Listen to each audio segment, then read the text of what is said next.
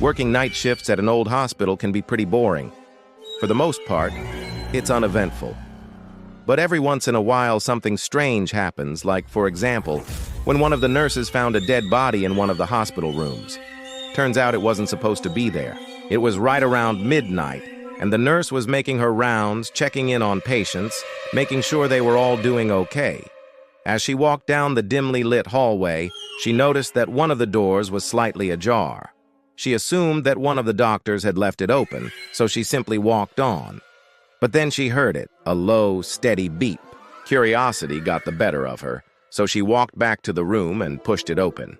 Inside, she found an empty hospital bed with a monitor that was hooked up to nothing. The only sound was the rhythmic beep, which seemed to be coming from the machine. Confused, she decided to investigate further and turned to leave the room.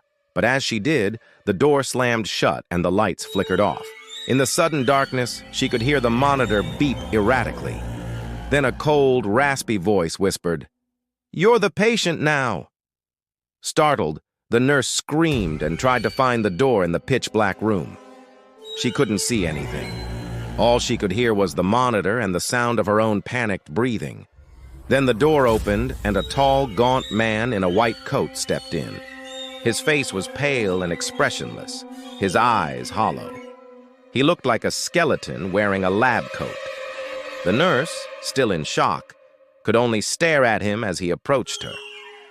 "Who are you?" she whispered, her voice shaking. The man didn't answer. Instead, he reached out a hand and touched her forehead.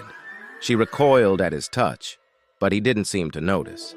His eyes, which had seemed lifeless a moment ago, now glowed with an eerie light. "I'm here to help you," he said, his voice still raspy but with a hint of something else underneath, something that sounded almost like kindness. The nurse hesitated for a moment, torn between fear and curiosity. Who was this man? Why was he in the hospital?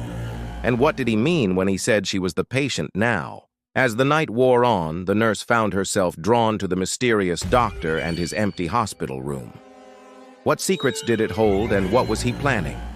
Would she be able to escape his clutches, or was she already too far gone?